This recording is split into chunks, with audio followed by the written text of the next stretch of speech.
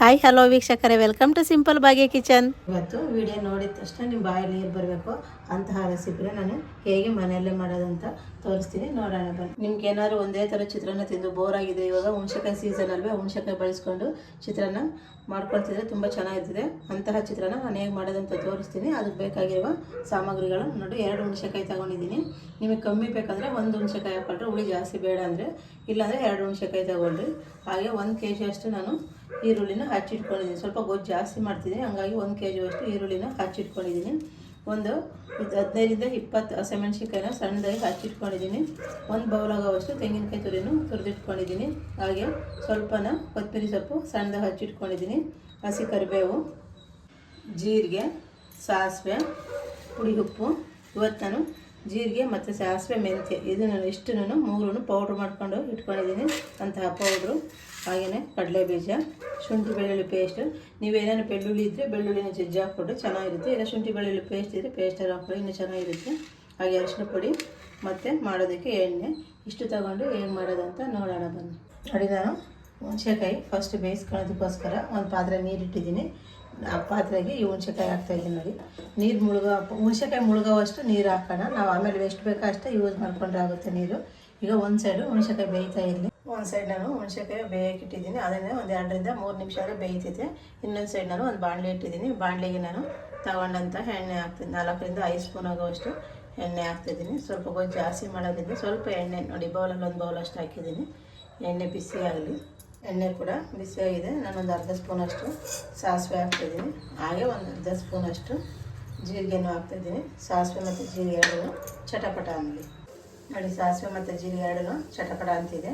ಈಗ ನಾನು ತಗೊಂಡಂಥ ಕಡಲೆಬೀಜ ಹಾಕ್ತಿದ್ದೀನಿ. ನೀವೇನಾದ್ರು ಕಡಲೆಬೇಳೆ, ಉದ್ದಿನಬೇಳೆ ಹಾಕ್ಕೊಂಡಿದ್ರೆ ಅದನ್ನು ಹಾಕ್ಕೊಳ್ಳಿ, ಚೆನ್ನಾಗಿರುತ್ತೆ. ನಾನು ಕಡಲೆಬೇಳೆ, ಉದ್ದಿನಬೇಳೆ ಏನು ಹಾಕ್ತಾಯಿಲ್ಲ, ಅದ್ರ ಬದಲಿಗೆ ಸ್ವಲ್ಪ ಜಾಸ್ತಿ ಕಡಲೆಬೀಜ ಹಾಕ್ತಾಯಿದ್ದೀನಿ. ಈ ಕಡಲೆಬೀಜ ಲೈಟಾಗಿ ಫ್ರೈ ಆಗಲಿ, ಜಾಸ್ತಿ ರೋಸ್ಟ್ ಆಗೋದು ಬೇಡ, ಲೈಟಾಗಿ ಫ್ರೈ ಆಗಲಿ. ನೋಡಿ, ಕಡಲೆಬೀಜ ಫ್ರೈ ಆಗಿದೆ. ಈಗ ನಾನು ತಗೊಂಡಂಥ ಈರುಳ್ಳಿ ಏನಿದೆಯಾ, ಈರುಳ್ಳಿನ ಹಾಕ್ತಾಯಿದ್ದೀನಿ. ಈ ಸೀಸನ್ ಅಲ್ವಾ, ಏನು ಸೀಸನಲ್ಲಿ ಯಾವ್ಯಾವ ಸೀಸನಲ್ಲಿ ಯಾವ್ಯಾವ ಸಿಗುತ್ತೋ ಅದನ್ನು ಬಳಸ್ಕೊಂಡು ನಾವು ಅಡುಗೆ ಮಾಡ್ಕೊಳ್ತಾ ಇರಬೇಕು. ಇದೇ ಬೇಕು ಅದೇ ಬೇಕು ಅನ್ನೋ ಥರ ಏನಿದೆ. ಇವಾಗ ಹುಣಸೆಕಾಯಿ ಸೀಸನ್ ನವಂಬರು, ಡಿಸೆಂಬರು, ಅಕ್ಟೋಬರಿಂದ ಡಿಸೆಂಬರ್ವರೆಗೂ ಹುಣಸೆಕಾಯಿ ಸೀಸನ್ ಇರುತ್ತೆ. ಆ ಸೀಸನಲ್ಲಿ ಹುಣಸೆಕಾಯಿಂದ ಏನೇನು ಅಡುಗೆ ಮಾಡ್ತಾರೋ ನಾವು ಅಷ್ಟು ಅಡುಗೆಗಳನ್ನು ಮಾಡಿಕೊಂಡ್ರೆ ಆಗುತ್ತೆ.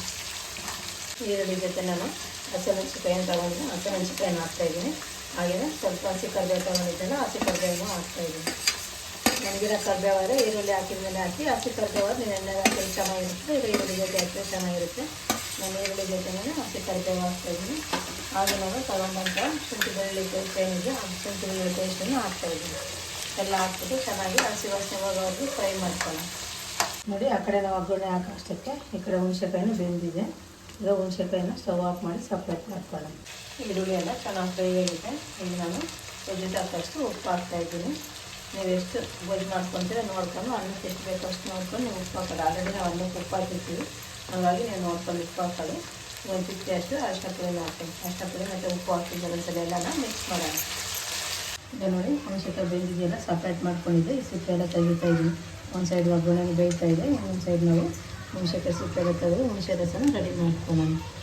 ನಡೀತದೆ ಎಲ್ಲ ಸಿಪ್ಪೆನ ತೆಗಿ. ಚೆನ್ನಾಗಿರೋ ಹುಣಸೆಕಾಯಿ ಹಾಕ್ಕೊಂಡು, ಹುಣಸೆಕಾಯಿ ಕೆಟ್ಟಿರೋದಿದ್ದು ಚೆನ್ನಾಗಿರೋಲ್ಲ, ಈ ಥರ ಹುಣಸೆಕಾಯಿ ಚೆನ್ನಾಗಿರೋಲ್ಲ ಹಾಕ್ಕೊಳ್ಳಿ. ನೋಡಿ, ಹುಣಸೆಕಾಯಿ ಎಲ್ಲ ಸಿಪ್ಪೆ ಬಿಡಿಸ್ಕೊಂಡಿದ್ದೀನಿ. ನಾನೇನು ಹುಣಸೆಕಾಯಿ ಬೇಯಿಸಿದ್ನಲ್ಲ ಅದೇ ನೀರನ್ನ, ಸ್ವಲ್ಪ ನೀರು ನಮ್ಗೆ ಎಷ್ಟು ಹುಳಿ ಬೇಕೋ ಅಷ್ಟು ಹುಳಿ ನೋಡ್ಕೊಂಡು ಹಾಕ್ಕೊಳ್ಳಿ. ನಾನು ನೋಡಿ, ಈ ಚೌಟಲ್ಲಿ ಚಿಕ್ಕ ಚೌಟಲ್ಲಿ ಒಂದು 3 ಚೌಟಷ್ಟು ನೀರು ಹಾಕ್ಕೊತಿದ್ದೀನಿ. ನೀರು ಹಾಕ್ಕೊಂಡು ಇವಾಗೆಲ್ಲನ ಈ ಥರ ಹುಳಿನ ಕಲಿಸ್ಕೊಂಡು ಬನ್ನಿ. ನೋಡಿ, ಹುಳಿ ಎಲ್ಲ ಕಲಿಸಿದ್ದಾಗಿದೆ. ಇವಾಗ ಇದರಿಂದ ಬೀಜನ ಸಪ್ರೇಟ್ ಮಾಡೋಣ. ಬೀಜ ಹಾಕೋದು ಬೇಡ, ಬೀಜದಿಂದ ಹುಳಿ ಎಲ್ಲ ತೆಗೆದುಬಿಟ್ಟಿದ್ದಾರೆ. ಬೀಜ ಮಾತ್ರ ಸಪ್ರೇಟ್ ಮಾಡ್ಕೊಳ್ಳೋಣ. ಒಂದು ಬೀಜ ಇದ್ದಂಗೆ ಈ ಥರ ಬೀಜ ಏನಾದರೂ ನೀನು ಹುಣಸೆ ಸಿಪ್ಪೆ ಇದ್ದರೆ ಆ ಸಿಪ್ಪೆ ಎಲ್ಲನೂ ಸಪ್ರೇಟ್ ಮಾಡ್ಕೊಳ್ಳೋಣ. ಎಲ್ಲ ಸಪ್ರೇಟ್ ಆಗಿದೆ. ಅಷ್ಟೊಂದು ನೋಡಿ, ಒಗ್ಗರಣೆನೂ ಈರುಳ್ಳಿ ಚೆನ್ನಾಗಿ ಬೆಂದಿದೆ. ಈಗ ಬನ್ನಿ ಇದನ್ನು ಹಾಕೋಣ. ನೋಡಿ, ಅಷ್ಟು ಥರ ಚೆನ್ನಾಗಿ ಬೆಂದು ಕಲರ್ ಎಷ್ಟು ಚೆನ್ನಾಗಿ ಕಾಣ್ತಾಯಿದೆ. ಈಗ ನಾನು ತಗೊಂಡಂಥ ಹುಣಸೆಕಾಯಿ ರಸನ ಹಾಕ್ತಾಯಿದ್ದೆ. ನೋಡಿ, ಹಾಕ್ಬಿಟ್ಟು ಒಂದ್ಸಲಿ ಎಲ್ಲ ಮಿಕ್ಸ್ ಮಾಡೋಣ.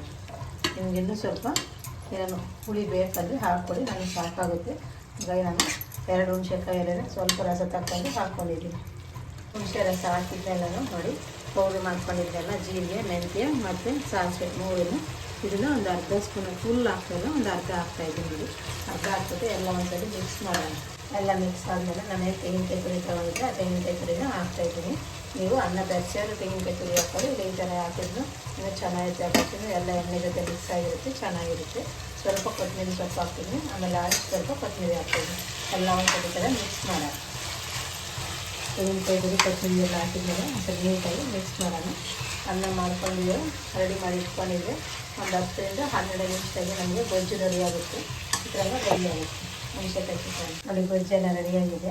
ನೀವು ಗೊಜ್ಜು ಎತ್ತಿಟ್ಕೊಂಡು ಎಷ್ಟು ಬೇಕಾಗ್ತಾ ಅನ್ನಕ್ಕೆ ಯೂಸ್ ಮಾಡ್ಕೊಬೋದು. ಇವಾಗ ಎಷ್ಟು ಬೇಗ ನೀವು ಹಾಕಿದ್ರೆ 2 ದಿನ ಇಟ್ಕೊಂಡು ಗೊಜ್ಜು ಹಾಳಾಗೋದಿಲ್ಲ. ಫ್ರಿಜ್ಜಲ್ಲಿದ್ದರೆ 3-4 ದಿವಸ ಹಾಳಾಗೋದಿಲ್ಲ. ಆಚೆ ಇಟ್ಟರೆ ಚೆನ್ನಾಗಿ ಕುದಿಸಿರ್ತೀವಲ್ಲ, ಹುಣಸೆ ಹುಳಿ ಹಾಕಿರ್ತೀವಲ್ಲ, 2 ದಿನ ಇಟ್ಕೊಬೋದು.